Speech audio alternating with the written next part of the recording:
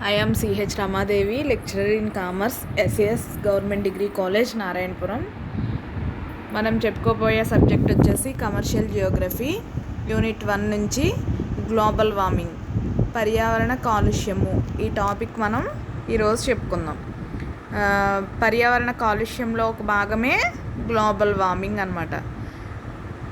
భూమి యొక్క నీటి యొక్క జీవ భౌతిక రసాయన పరిస్థితులలో సంభవించే అసాధారణ మరియు ప్రమాదభరిత మార్పులు లేదా పరిస్థితులనే పర్యావరణ కాలుష్యం అంటారు. అంటే ఏంటంటే భౌతికంగా రసాయనికంగా చర్యలు జరిగి పర్యావరణంలో మనకి సంభవించిన అసాధారణ మార్పులనే కాలుష్యం అంటారు.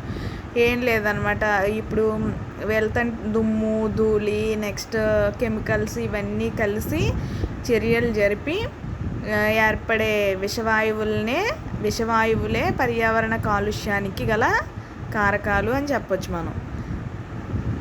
ఈ కాలుష్యాలు చూడండి, కాలుష్యాలు ఎన్ని రకాలుగా ఉంటాయంటే వాయు కాలుష్యం, నీటి కాలుష్యం, నేల కాలుష్యం, ధ్వని కాలుష్యం, కాంతి కాలుష్యం. ఈ కాలుష్యాలు లేకపోతే చూడండి, మనం ఇప్పుడు ఎకో ఫ్రెండ్లీ అనేది నెక్స్ట్ ఓజోన్ని కాపాడదాం, ఇవన్నీ కూడా చిన్న చిన్న మనము యాక్టివిటీస్లో చేస్తూనే ఉంటున్నాం. ఎకో ఫ్రెండ్లీ అని ఎందుకన్నామంటే ఈ కాలుష్యాలను నివారించడానికి గాను మనం తీసుకోవాల్సిన మన ఎర్త్ని, మన ఎన్విరాన్మెంట్ని మనం సేవ్ చేసుకోవడానికి, మనల్ని మనం రక్షించుకోవడానికి, మనతో పాటు మన పర్యావరణాన్ని రక్షించడానికి తీసుకోవాల్సిన చర్యలకు గాను మనం చేసే ఒక చర్య అంటే మనముగా ఎకో ఫ్రెండ్లీ అంటే పర్యావరణాన్ని కాలుష్యం నుంచి కాపాడడానికి గాను తీసుకునే జాగ్రత్తలని ఎకో ఫ్రెండ్లీ అంటున్నాం. అంటే నేచర్ అనేది చక్కగా ఉన్నప్పుడే మనం హెల్తీగా ఉంటాం, మన అట్మాస్ఫియర్ బాగున్నప్పుడే మన బ్రెయిన్ షార్ప్గా పనిచేస్తే నెక్స్ట్ మనం హెల్తీగా ఉంటాము. మనం ఏదైతే చేయవలసిన పనులు అయితే ఉన్నాయో అవి సక్రమంగా చేసుకుంటాం. ఇప్పుడు చూడండి, ఎగ్జాంపుల్ ఒక చోట నుంచి ఒక చోటుకి వెళ్తూ ఉంటాం, ట్రాన్స్పోర్ట్ ఫెసిలిటీలో పొల్యూషన్ అనేది మనకి ఏర్పడింది అనుకోండి, చికాగ్గా వెళ్తాం, ఆ ఫ్రస్ట్రేషన్ అంతా అక్కడ పడిపోతుంది. అలా కాకుండా చక్కగా ఎకో ఫ్రెండ్లీ, ఎప్పుడూ నేచర్ అనేది ఫ్రెండ్లీగా ఉంటే మనం చేయాల్సిన కార్యక్రమాలను కూడా సక్రమంగా నిర్వర్తించుకోవచ్చు అన్నమాట. ఈ కాలుష్యాలు ఏ విధంగా ఉన్నాయి, ఇవి ఏ విధంగా మన అట్మాస్ఫియర్ని నాశనం చేస్తున్నాయి అనేది మనం చూద్దాం. వాయు కాలుష్యం ఫస్ట్ వన్. పర్యావరణం వాయు కాలుష్యం అతి ప్రమాదకరమైందనమాట. ఇది వాయు కాలుష్యాన్ని మనం తగ్గిస్తే మ్యాక్సిమం మనం చాలా మటుకు పొల్యూషన్ని తగ్గించేసుకున్నట్టే. ఎందుకని, పర్యావరణంలో వాయు కాలుష్యం అంటే మనకి కావాల్సింది ఏంటి? ఎయిర్ అనేది చక్కగా నీట్గా మనకు అవసరమైనట్టు, అంటే పొల్యూటెడ్ ఎయిర్ కాకుండా న్యాచురల్ ఎయిర్ అనేది మనం రిసీవ్ చేసుకుంటే మన లంగ్స్, మన బాడీ పార్ట్స్ అన్నీ కూడా చక్కగా పనిచేస్తాయి. అలా కాకుండా ఇప్పుడు పర్యావరణంలో దుమ్ము ధూళి కణాలు వచ్చేసి అది మన శ్వాసధార లోపలికి వెళ్ళిపోయి రకరకాల వ్యాధులకి కారణమైపోతున్నాయి. అలా కాకుండా నీట్గా చక్కగా మనం ఎప్పుడు కూడా ఒకే విధంగా పర్యావరణాన్ని కాపాడుకోవాలి అనుకున్నప్పుడు ఎక్కువ నివారించుకోవాల్సింది మనం వాయు కాలుష్యాన్ని. ప్రతిదీ కూడా చూడండి గాలిలో కలిసిపోతూ ఉంటుంది. ప్రతి వ్యర్థ పదార్థం ఫ్యాక్టరీల నుంచి వెలువడే పొగ గాలిలో కలిసిపోద్ది. వాటర్లోకి రిలీజ్ చేసే ఫ్యాక్టరీల నుంచి వెలువడే వ్యర్థ పదార్థాలు కూడా కొన్ని రోజులకి ఏమైంది, స్మెల్ వచ్చేసి ఎయిర్ పొల్యూషన్ అనేది జరిగిపోద్ది. చూడండి, కర్మాగారాలు, ట్రక్కులు, బస్సులు, కార్లు మరియు అపరిమిత వినియోగంలోనికి వచ్చిన ద్విచక్ర వాహనాల నుండి వెలువడే పొగ వల్లే ఏర్పడుతుంది. యాక్చువల్గా మనకి కొన్ని టైమింగ్స్ ఉంటాయి, వెహికల్స్కి ఇన్ని ఇయర్స్ అని ఉంటుంది. ఆ ఇయర్స్ దాటిన తర్వాత మనం ఆ వెహికల్ని ఇంకా వాడకూడదు. కానీ మనలో వచ్చిన లోపం ఏంటంటే ఎన్ని ఇయర్స్ ఉన్నా అది ఆ వెహికల్ అనేది మళ్ళీ కొనుక్కుని వాడుకుంటూనే ఉంటాం.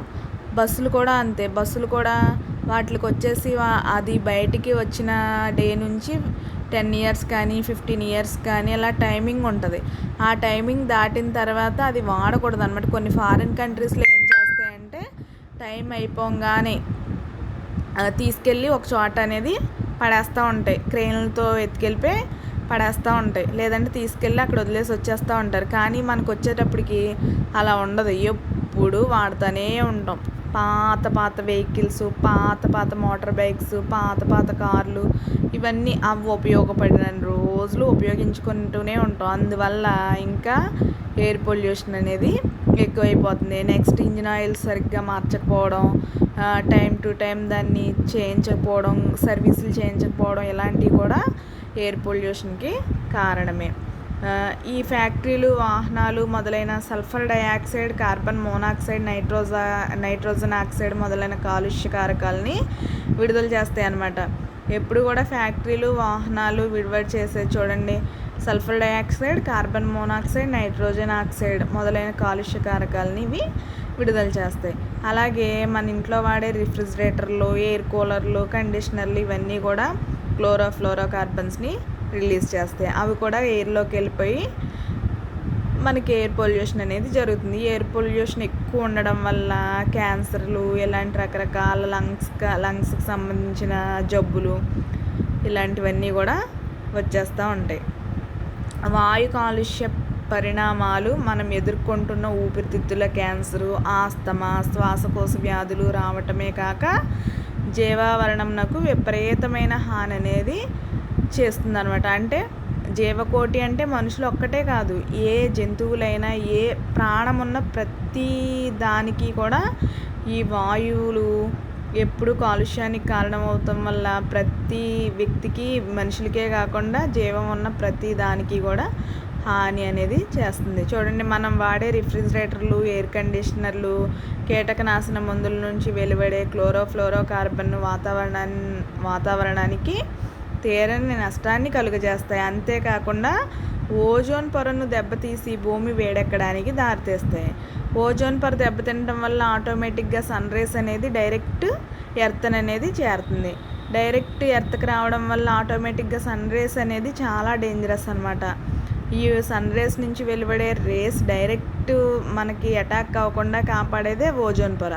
ఈ కాలుష్యాలు ఏర్పడడం వల్ల గ్లోబల్ వార్మింగ్ జరుగుతుంది. అంటే భూమి వేడెక్కిపోతుంది. భూతాపం పెరగడం వల్ల ఆటోమేటిక్గా ఏమవుతుంది, మనకి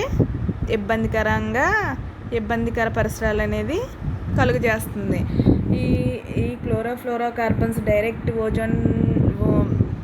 భూమి వేడెక్కేసి ఇలా ఓజోన్ పొర దెబ్బతినిపోయి, ఓజోన్ పొర దెబ్బతినడం వల్ల డైరెక్ట్ రేస్ అనేది మనల్ని చేరడం వల్ల స్కిన్ క్యాన్సర్కి కూడా దారితీస్తుంది.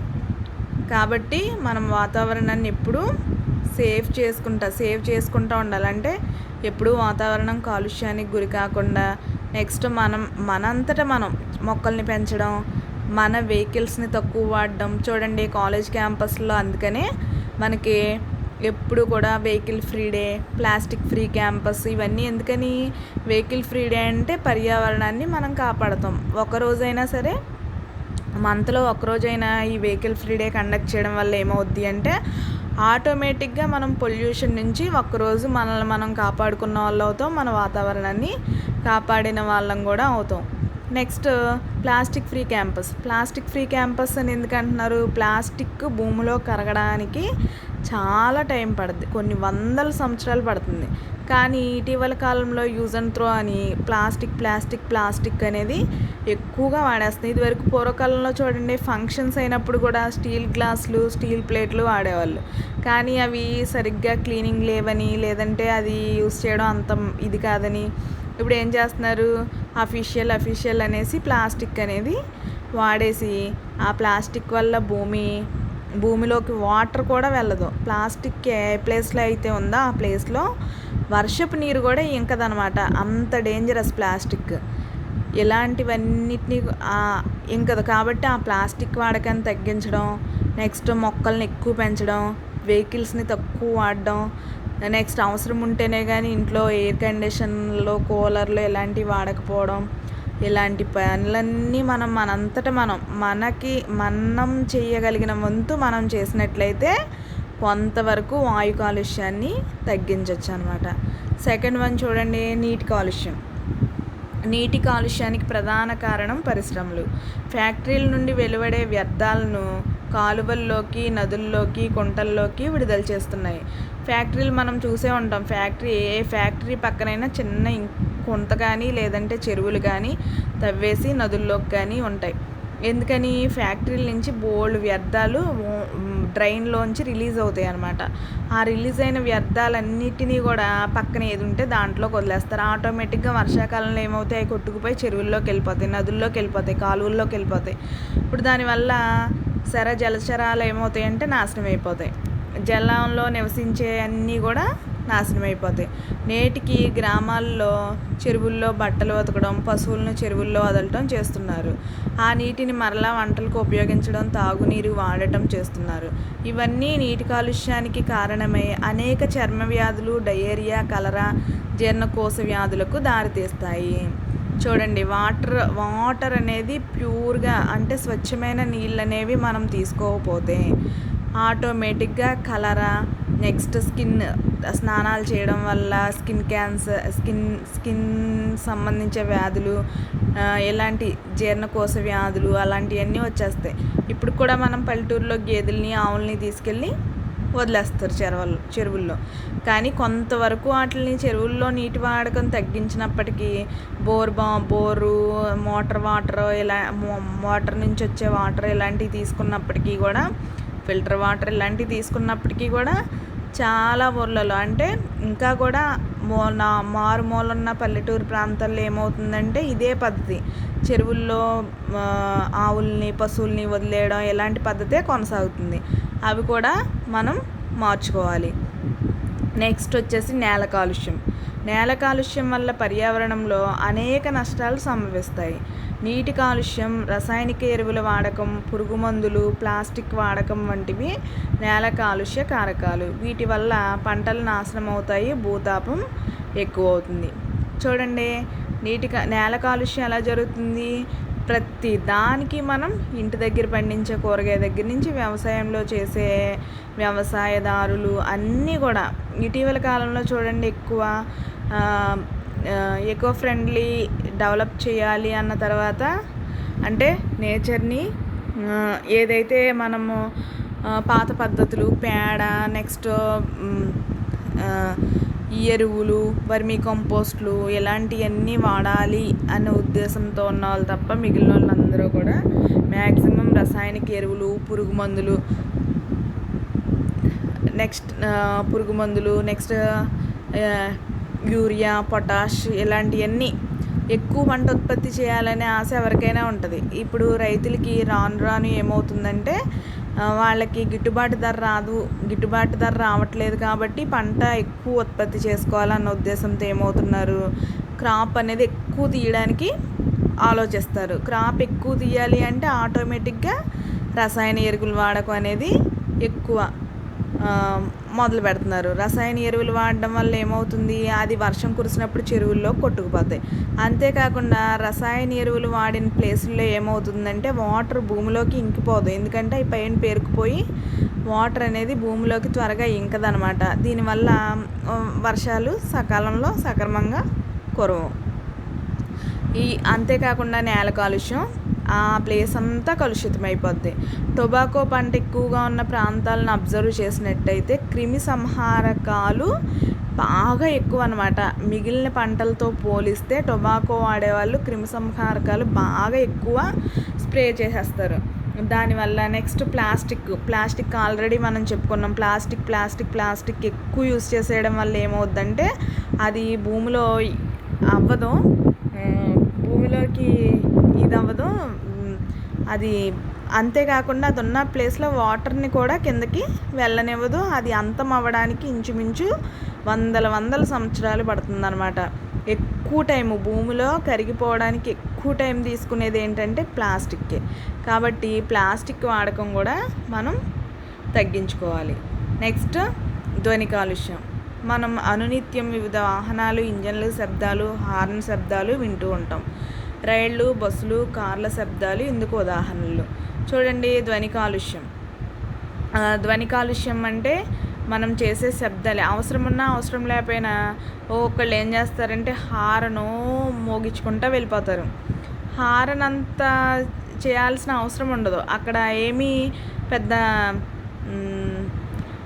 జనసంచారం ఉండదు, ఏముండదు. ఊరికే ఉన్న ప్లేస్లో కూడా హారన్ అనేది ఎక్కువ మోగిస్తూ ఉంటారు. ఈ హార్న్ శబ్దాలు, కార్ల శబ్దాలు, రైళ్ళు, బస్సుల శబ్దాలు ఈ ధ్వని కాలుష్యానికి ఉదాహరణలుగా చెప్పొచ్చు. వాటిలో పాటు మన చుట్టూ వాడే లౌడ్ స్పీకర్లు కూడా ధ్వని కాలుష్యానికి కారణాలు.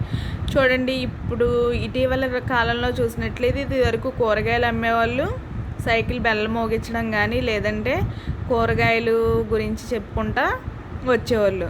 ఆ కూరగాయలు ఈ కూరగాయలు ఉన్నాయి మా దగ్గర అని చెప్తా వచ్చేవాళ్ళు. కానీ ఇప్పుడు లోపల జనం కూడా లోపల ఉండిపోవడం, ఎవరికి వినిపించట్లేదు అన్న ఉద్దేశమే అవ్వచ్చు, లేదంటే మేము స్ట్రెయిన్ అవుతున్నాం అన్న ఉద్దేశమే అవ్వచ్చు. వాటికి ఏం చేస్తున్నారు, ఒకసారి వాయిస్ రికార్డ్ చేసేసి ఆ రేడియో పెట్టేసి తీసుకొచ్చేస్తున్నారు. అప్పుడు ఏమవుతుంది,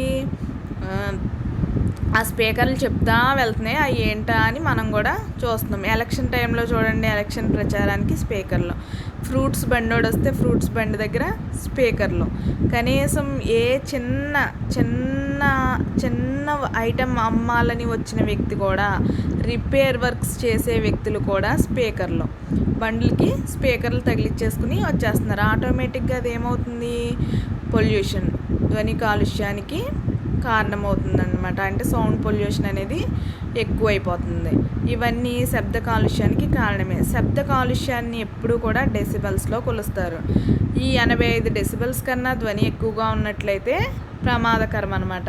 85 డెసిబల్స్ కన్నా ఎక్కువ ఉంటే ప్రమాదకరం.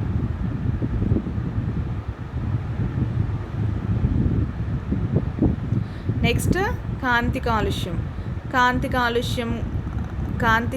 కాంతి కాలుష్యంలో నేడు వాహనాలకు అమర్చిన అతి శక్తివంతమైన బల్బులు, ల్యాబొరేటరీలో వాడే ఎక్స్రే పరికరాలు, స్కానింగ్ పరికరాలు మొదలైనవి. కాంతి కూడా కాలుష్యం. ఒక్కొక్కసారి చూడండి, మనం వెహికల్ మీద వెళ్తూ ఉంటాం, ఆటోమేటిక్గా మనకు ఆపోజిట్లో వచ్చే వ్యక్తులు ఏం చేస్తారంటే కనీసం టర్నింగ్ పాయింట్స్లో కూడా డిమ్ ఇవ్వకుండా వచ్చేస్తారు. అప్పుడు ఏమవుద్ది, యాక్సిడెంట్లు అవ్వడానికి, నైట్ టైం యాక్సిడెంట్లు అవ్వడానికి కారణం కూడా అదే. డైరెక్ట్గా ఆ రేసు మన ఐస్లోకి వెళ్ళిపోతాయి.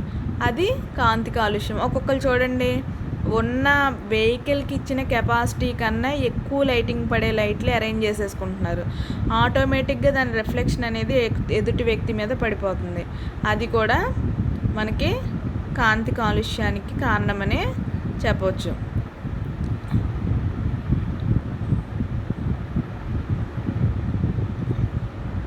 భూమి వేడెక్కడం.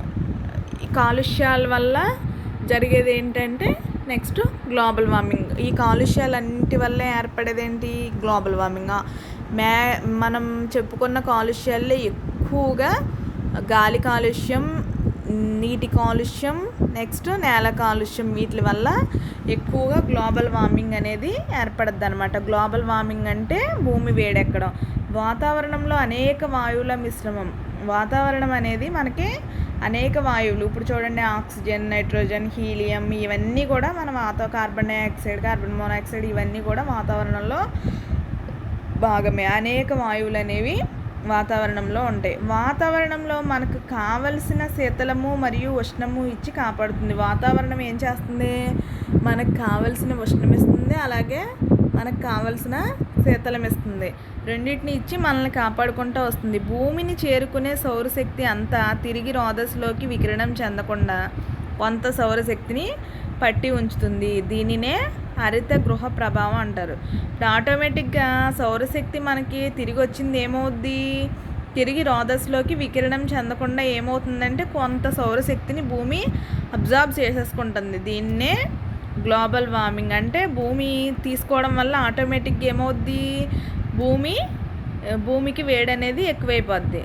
దీన్నే హరిత గృహ ప్రభావం అంటే గ్రీన్ హౌస్ ఎఫెక్ట్ అంటారు. అంటే పచ్చదనం అంతా కూడా ఎఫెక్ట్కి కారణమవుతుంది. భూమిపై జీవకోటి మనుగడకు ఇది అతి ముఖ్యం. ఈ గ్రీన్ హౌస్ అనేది జీవకోటి మనుగడకు అనేది అతి ముఖ్యం. ఎందుకంటే అంత చక్కగా ఉంటేనే మనం జీవించగలుగుతున్నాం. సూర్యరశ్మి వాతావరణంలో సంయోగం చెందగానే అందులో చాలా భాగం వెనుకకు మరలుతుంది. కానీ వాతావరణంలోని కార్బన్ డయాక్సైడ్ అందులో కొంత భాగం తనలో ఇముడ్చుకుంటుంది. సూర్యరశ్మి ఆటోమేటిక్గా భూమికి చెందగానే తిరిగి రిఫ్లెక్ట్ అయ్యి మళ్ళీ వెళ్ళిపోద్ది. కానీ వాతావరణంలో కార్బన్ డయాక్సైడ్ అందులో కొంత భాగాన్ని ఏం చేస్తుంది, తనలో ఇముడ్చేసుకుంటుంది. ఆ విధంగా భూమి ఉపరితలం జీవావరణంకు కావలసిన ఉష్ణోగ్రతను గ్రహిస్తుంది. కార్బన్ డయాక్సైడ్ ఇముడ్చుకోవడం వల్ల ఏమవుతుందంటే జీవావరణంకు కావాల్సిన ఉష్ణోగ్రత అనేది లభిస్తుంది. అయితే నేటి పరిస్థితులు తలక్రిందులవుతున్నాయి. ఇంతకు ముందు భూమి వేడెక్కడానికి చల్లబడడానికి చాలా సమయం తీసుకునేది. దీనివల్ల భూమి మీద ప్రాణులు మారుతున్న పరిస్థితులకు అనుగుణంగా మారటానికి అవకాశం ఉండేది. కానీ ఇప్పుడు భూమి చాలా త్వరగా వేడెక్కుతుంది. ఇదే వినాశనానికి మార్పులకు దారితీయవచ్చు. గతంలో ఏమయ్యేదంటే ఎండ డైరెక్ట్గా పడి భూమి అబ్జర్వ్ చేసుకునేది, అంటే భూమి వేడెక్కడానికి చాలా టైం తీసుకునేది. కానీ ఇప్పటి కాలంలో ఏమవుతుందంటే వెంటనే వేడెక్కిపోతుంది. ఇదే వినాశకర పరిస్థితులకు దారితీయవచ్చు. దీనికి కారణం ఏంటి? వాతావరణంలోని మార్పులు, వివిధ రకాల కాలుష్యాలు, పారిశ్రామిక విప్లవం అనంతరం భూతాపానికి ప్రధాన కారణం మానవ చర్యలు అన్నమాట. భూతాపానికి ప్రధాన కారణం ఏంటి? మానవ చర్యలు. కాబట్టి భూమి వేడెక్కకుండా చూసుకోవాలి అంటే, తొందరగా వేడెక్కకుండా చూసుకోవాలి అంటే పొల్యూషన్ అనేది అరికట్టుకోవాలి. దీనికి కారణం ఏంటంటే మానవ చర్యలే. మనం వాడే బైక్స్ అవ్వచ్చు, మనం వాడే రసాయనిక ఎరువులు అవ్వచ్చు, నెక్స్ట్ మనం రిలీజ్ చేసే నీటిలోకి వదిలేసే వాయువులు అవ్వచ్చు, విషపూరిత వాయువులు అవ్వచ్చు, మన ఎయిర్ కండిషనర్ నుంచి వదిలేసే వాయువులు అవ్వచ్చు. ఇవన్నీ కూడా దీనికి కారణమని చెప్పవచ్చు. భూతాపం సంభవించబోయే మార్పులు. భూతాపం ఇదే విధంగా కొనసాగినట్లయితే జీవకోటి నశించే ప్రమాదం ఉంది.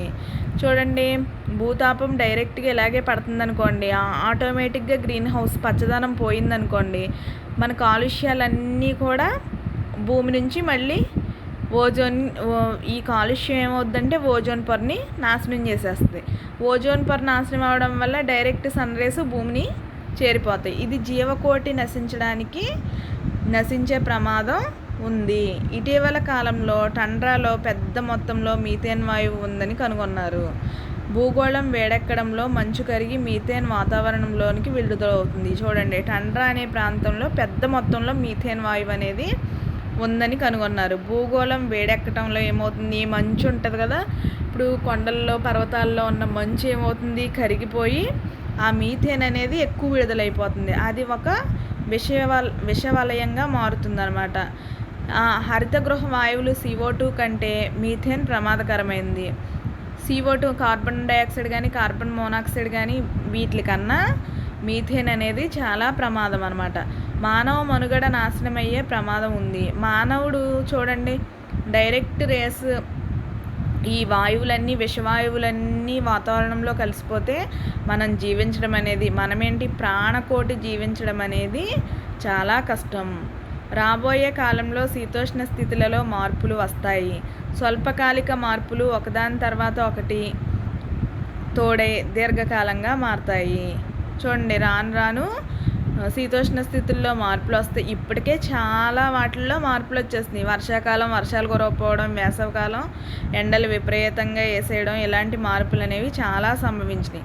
అలాగే తర్వాత కాలంలో కూడా ఒకదాని తర్వాత ఒకటి దీర్ఘకాలంగా మారిపోతాయి అన్నమాట. ఇప్పుడు స్వల్పకాలంగా ఉన్నాయన్నీ అప్పుడు ఇంకా లాంగ్ టైంకి మారిపోతాయి.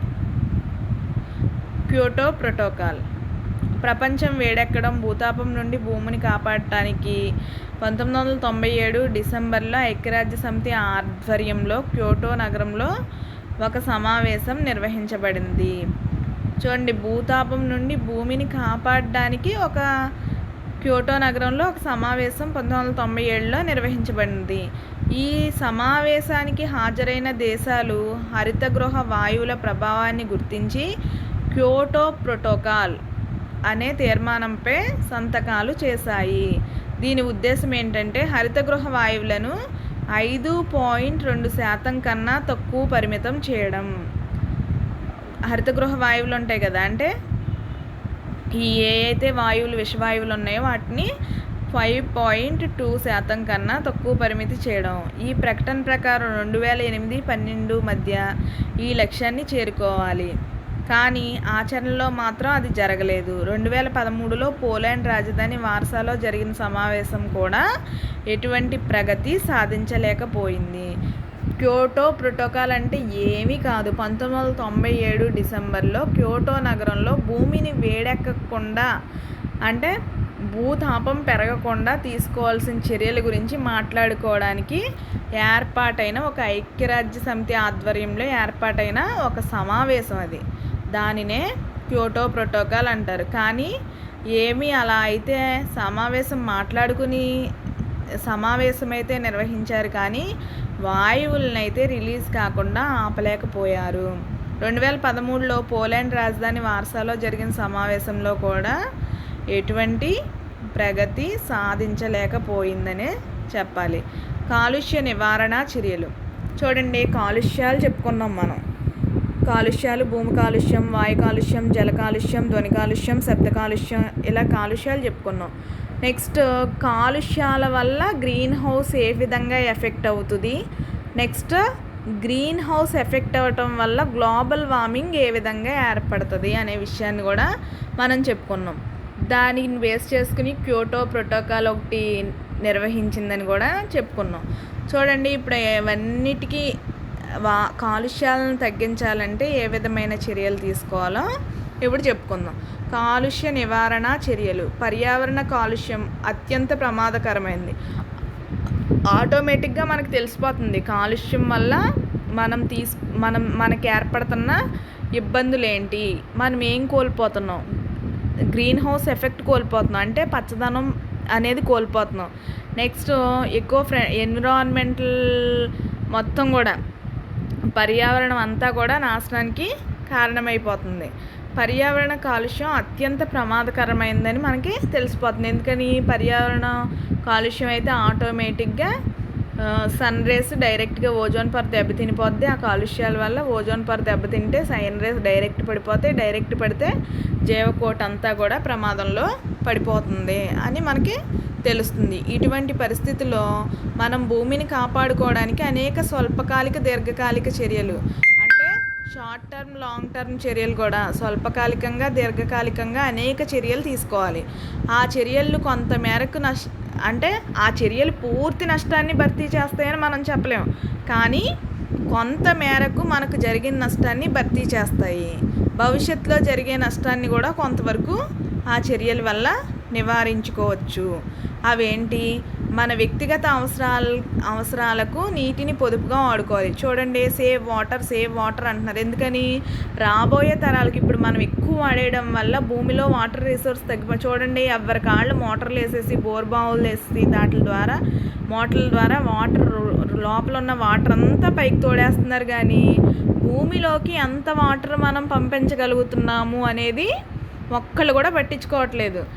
ఇదివరకు కాలంలో చెరువులను శుభ్రం చేసుకుని ఆ చెరువుల్లో వాటర్ రిసోర్స్ నింపుకుని నెక్స్ట్ చేలల్లో కూడా బావులు తవ్వుకుని ఆ బావుల్లో వాటర్ పెట్టుకుని ఆ బావుల్లోంచి మాత్రమే వాటర్ వాడేవాళ్ళు. కానీ ఇటీవల కాలంలో డబ్బులు ఖర్చు అయినా సరే మోటార్ వేసేయడం, మోటార్ నుంచి వాటర్ ఇచ్చేయడం ఇవంతా అయిపోయింది. టెక్నాలజీ అభివృద్ధి కొద్దీ ఏమవుతుందంటే భూమిలో ఉన్న వాటర్ రిసోర్స్ అనేది తగ్గిపోతుంది. భూమిలో వాటర్ రిసోర్స్ తగ్గిపోవడం వల్ల ఆటోమేటిక్గా ఏమవుతుంది, వాటర్ రిసోర్స్ రాబోయే తరానికి వాటర్ రిసోర్స్ అనేది మనం అందించలేం. కాబట్టి ఏం చేయాలి? వాటర్ని పొదుపుగా వాడుకోవాలి. నెక్స్ట్ ప్లాస్టిక్ వినియోగం తగ్గించాలి. ప్లాస్టిక్ అనేది ఎంత మనకి వీలైతే అంత అవాయిడ్ చేయాలి. ప్లాస్టిక్ వాడకం తగ్గించి స్టీలు, గాజు ఇట్లాంటి వాటిని మనం వాడుకోవాలి. అట్లీస్ట్ ఇంట్లో అవసరాలకైనా సరే ప్లాస్టిక్ అనేది ఎట్టి పరిస్థితుల్లోనూ వాడకూడదు. ప్లాస్టిక్ కవర్స్ వచ్చేసి బ్యాన్ చేస్తున్నాం అంటారు. మనమే షాప్కి వెళ్ళి ఏ బ్యాగ్ తీసుకెళ్లకుండా కాటన్ బ్యాగ్ కానీ లేదంటే ఏ బ్యాగ్ తీసుకెళ్లకుండా క్లాత్ బ్యాగ్ కానీ ఏది తీసుకెళ్లకుండా ఏం చేస్తున్నాం, పేపర్ బ్యాగ్ కానీ తీసుకెళ్లకుండా కవర్ ఇవ్వండి అని అడిగేస్తున్నాం. కవర్ ఇవ్వండి అంటే కవర్ లేకపోతే షాప్కి రావాలనే ఉద్దేశంతో వాళ్ళు కవర్లు తెచ్చేస్తున్నారు. కవర్లు తేవడం వల్ల దాని యూజింగ్ ఎక్కువైపోతుంది. నెక్స్ట్ అది తీసుకెళ్ళి మనం ఏమీ చేయకుండా పడేస్తాం. ప్లాస్టిక్ని ఎప్పుడు కూడా తగలబెట్టకూడదు. ప్లాస్టిక్ తగలబెడితే దానివల్ల వచ్చే పొగ నుంచి మనం పీల్చడం వల్ల క్యాన్సర్లు వచ్చే అవకాశం ఉంటుంది. కాబట్టి ప్లాస్టిక్ని ఎప్పుడు తగలబెట్టకూడదు. గుంట తీసి గుంటలో వేసి పూడ్చిపెట్టాలి. కానీ ఆ గుంటలో వేసి పూడ్చిపెట్టింది అప్పుడే ఇంకుద్దా? ఇంకదు.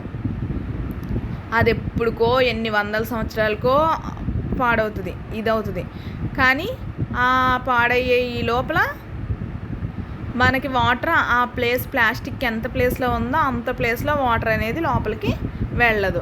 వర్షపు నీరు ఏమవుద్ది? సముద్రాల్లో కలిసిపోద్ది. అప్పుడు వాటర్ రీసోర్స్ అంతా వేస్ట్ అయిపోద్ది. న్యాచురల్ రిసోర్స్ అంతా వేస్ట్ అయిపోద్ది. వేస్ట్ అయిపోవడం వల్ల మనకి లోపల వాటర్ అనేది ఉండదు భూమి లోపల. అందుకే ఇంకుడు గుంటలు తవ్వండి, నీళ్ళని రక్షించండి, ప్లాస్టిక్ వాడొద్దు, ఇవన్నీ ఊరికనే చెప్పరు. మన నుంచే స్టార్ట్ అవ్వాలి ఏది స్టార్ట్ అయినా. నెక్స్ట్ కొద్ది అవసరాలకు వాహనాల వాడకం తగ్గించాలి. చూడండి, ఎంతో డిస్టెన్స్ ఉండదు, కానీ వాకబుల్ డిస్టెన్స్ ఉన్నా సరే బైక్ వేసుకెళ్తాం. ఊళ్ళో తిరగాలన్నా బండి వేసుకెళ్ళిపోతాం. అలా కాకుండా కొంతవరకు మనం చేరుకోగలిగిన దూరాన్ని బట్టి మనం కొద్ది అవసరాలకి వాహనాల వాడకం తగ్గించాలి. నడవడం మొదలు పెట్టాలి. ఆటోమేటిక్గా నడవడం మొదలు పెడితే ఏమవుద్ది? మన నడక మన హెల్త్కి మంచిది, ప్లస్ మనకి ఎక్సర్సైజు, ప్లస్ పొల్యూషన్ కూడా కొంతవరకు తగ్గించిన వాళ్ళు అవుతాం. మనం వస్తువులను కొనేటప్పుడు పునర్వినియోగనకు అవకాశం ఉన్న వాటిని మాత్రమే కొనుగోలు చేయాలి. అంటే రీసైక్లింగ్. మనం ఇప్పుడు వాడి పడేసేటువంటివి కాకుండా మళ్ళీ దీనికి కాకుండా ఇది పాడయ్యాక వేరే దానికి యూస్ చేసుకోవచ్చా, రీసైక్లింగ్ ప్రాసెస్కి ఉపయోగపడే వాటిని కొనుగోలు చేయాలి. ఆన్లైన్ సేవలను ఉపయోగించి పేపర్ వాడకం అనేది తగ్గించాలి. పేపర్ వాడకం తగ్గించడం వల్ల ఉపయోగం ఏంటి అంటారు. పేపర్ వాడకానికి కాను చెట్లని ఎక్కువగా కొట్టేస్తున్నారు. పేపర్ తయారవ్వాలంటే చెట్ల నుంచి రావాలి, కలప నుంచి పేపర్ తయారవుతుంది. కాబట్టి కలప దుర్వినియోగం చేయకుండా ఉండాలి ఎక్కువ అంటే మనం పేపర్ వాడకం తగ్గించి ఆన్లైన్లో సేవలు అనేవి ఉపయోగించుకోవాలి. పేపర్ వాడేటప్పుడు కూడా రెండు వైపులా పూర్తిగా కంప్లీట్ అయిన తర్వాత మాత్రమే వాటిని పడేయాలి. కానీ వాడకుండా ఒక పక్క వాడేసి ఓ పక్క వదిలేసి అలా చేయకూడదు. పేపర్ని కూడా వేస్టేజ్ ఎక్కువ చేయకూడదు. నెక్స్ట్ కవర్లకు పాలిథీన్ సంచులకు బదులుగా పేపర్ సంచులు, క్లాత్ సంచులు వాడాలి. చూడండి, పాలిథీన్ కవర్స్ మనం అడిగే కన్నా మన దగ్గర నుంచి ఒక సంచి తీసుకెళ్ళి అందులో పెట్టుకుని తెచ్చుకున్నాం అనుకోండి, ఆ సంచి మళ్ళీ వెళ్ళేటప్పటికి వాష్ చేసుకుని పట్టుకెళ్ళచ్చు. అంతేకాకుండా కవర్ల వాడకం కూడా తగ్గించిన వాళ్ళని అవుతాం. నెక్స్ట్ వీలున్నంత మట్టుకు మనం ఎన్ని చెట్లుగా పెంచగలిగితే అన్ని చెట్లు పెంచాలి. అన్ని చెట్లు పెంచితే ఏమవుద్ది? ఆటోమేటిక్గా పొల్యూషన్ అనేది తగ్గిపోతుంది. చెట్లు చాలా మటుకు పీల్చేసుకుంటాయి కాబట్టి మనకి పొల్యూషన్ అనేది ఉండదు. కాబట్టి చెట్లని ఇదివరకు ఉన్న చెట్లనే తీసేశారు.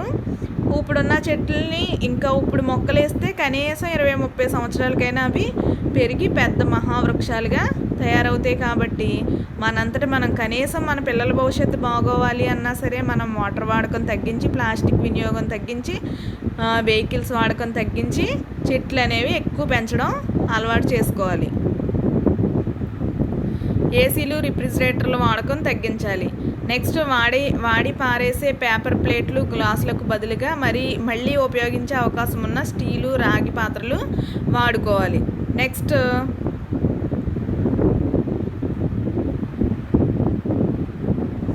నెక్స్ట్ అంతరించిపోయే వనరులను రక్షణకు కృషి చేయాలి. అంటే తొందరగా అంతరించిపోయే వనరులు అంటే తొందరగా భూమిలో ఇంకిపోయే వాటికి కృషి చేయాలి. నెక్స్ట్ భూగర్భ నీటి వినియోగాన్ని వీలైనంత మేర తగ్గించాలి. ప్రతి ఇంట్లోని ఇంకుడు గుంటలు ఏర్పాటు చేయాలి. భూగర్భ వనరులు తగ్గించి ఆటోమేటిక్గా ఇదివరకట్లాగా మనం నుయ్యిలు నెక్స్ట్ వీటి నుంచి వాడుకున్నాం అనుకోండి, వర్షపు నీరంతా మన పొలంలో నూతిలోకి వెళ్ళే విధంగా ఏర్పాటు చేసుకోవాలి. ఆటోమేటిక్గా నూతిలో స్టోర్ అవుద్ది కాబట్టి దాని నుంచి మనం వాడుకునే విధంగా చూసుకోవాలి. నెక్స్ట్ అలాగే ఇంట్లో కూడా ఇంకుడు గుంటలు వాడటం వల్ల ఏమవుతుందంటే ఇంకుడు గుంటలోకి వెళ్ళిపోతే ఇంట్లో ఉన్న వాటర్ అంతా ఆటోమేటిక్గా ఈ భూమిలోకి ఇంకుతాయి. భూమిలోకి ఇంకడం వల్ల మనకి వాటర్ రిసోర్స్ అనేది పెరుగుద్ది. రసాయన ఎరువుల వాడకం తగ్గించాలి. రసాయన ఎరువుల వాడకం తగ్గించి సేంద్రియ వ్యవసాయ పద్ధతులు అంటే ఇటీవల కాలంలో కొంతవరకు సేంద్రియ వ్యవసాయం మీద అవగాహన వచ్చింది.